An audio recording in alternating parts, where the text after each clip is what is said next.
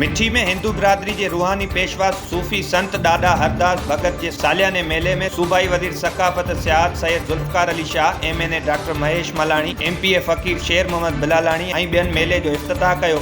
उन मौके ते सूबाई वज़ीर ज़ुल्फ़िकार शाह चयो त ही मेलो मज़हबी रवादारी की अनमोल निशानी आहे। हिते मुख़्तलिफ़ इलाइक़नि खां हिंदू ऐं मुसलमान गॾिजी मेले ते पहुता आहिनि। पाड़ेसरी मुल्क खां बि अक़ीदतमंद हिते ईंदा आहिनि, पर हिन साल खेनि वीज़ा न मिली सघियो।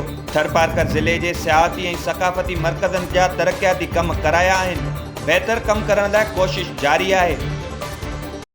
गंबट में फ़कीराबाद वासी भट्टी बिरादरी की औरतुनि पारां बाअसर ॾेर ऐं संदसि पुटनि ख़िलाफ़ प्रेस क्लब आॾो एहतजाजी मुज़ाहिरो कयो वियो।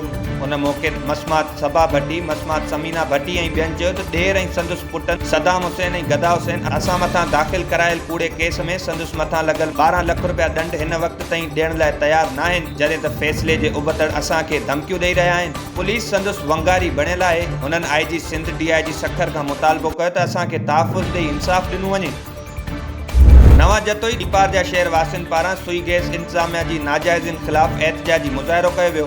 उन मौक़े ते मुज़ाहिरे जे अॻुवान आसिफ़ चन्ना, मुनीर सूमरो ऐं ॿियनि चयो त 2 सालनि खां गैस जी लोड शेडिंग हली रही आहे। हर महीने गैस जो बिल 1500 खां 2000 रुपया अची रहियो आहे, जॾहिं त असां केतिरा भेरा नौशेरो फेरोज़ ऐं मोरो ऑफिस में गैस लोड शेडिंग जूं शिकायतूं दर्ज करायूं आहिनि, पर हिन वक़्त ताईं को बि तदारुक नाहे थी सघियो।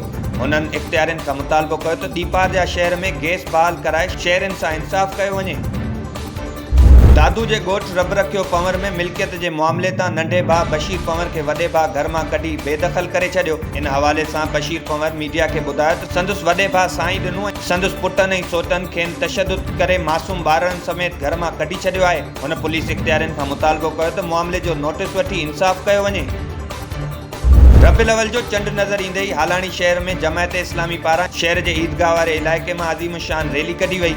रैली की क़यादत मौलाना नूर मोहम्मद ताहिरी, अफ़ज़ल रिज़वी ऐं ॿियनि कंदे चयो त हुज़ूर पाक सल्लल्लाहु अलैहि वसल्लम जी विलादत जो ॾियारो धूमधाम सां मल्हायो वेंदो। घरनि, बाज़ारनि, दुकाननि ऐं मस्जिदुनि खे सजाए रोज़ाननि जी बुनियाद ते रैलियूं ऐं मीलाद मुनक़िद कया वेंदा।